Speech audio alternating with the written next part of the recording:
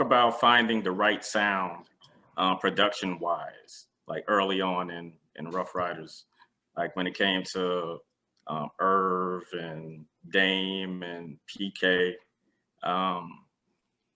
Like how did you marry their sounds to what X was delivering vocally? Well, really, what happened was that I had these producers that I had DMX, and they all kind of became brothers, right? Mm-hmm. So they, we was together for 10, 12 years before we got on. Right.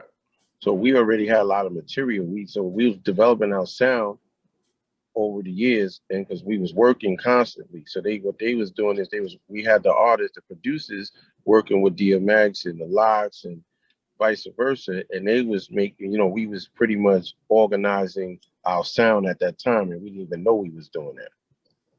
So was developing the skills of the artists and developing the producers' beat game. In the meantime, so we sharpening our knife to make sure everybody's music is tight.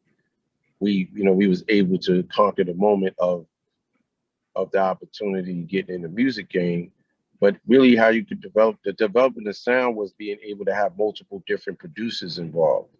So I had about 5 different producers. They all had different sounds, but they all worked together up under one house.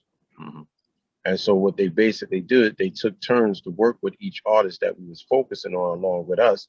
And that's how we was able to build a sound within our circle. Okay. And then, we customized the music for our particular artists and sounds in our house. So that's how we was able to really, we believe that the artists need to be perfected, the producers need to be perfected, and you got to go through a whole process before your music go out. So you're not just going to make a record and it's hot and everybody like it. We need to make sure that everybody got to have input in it to make it epic. Mm-hmm. You know what I'm saying? So we did a lot of good stuff with that. The music was a stepping stone, to get out of the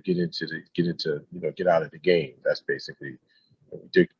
We just picked some great artists and great producers to make it happen. Mm-hmm.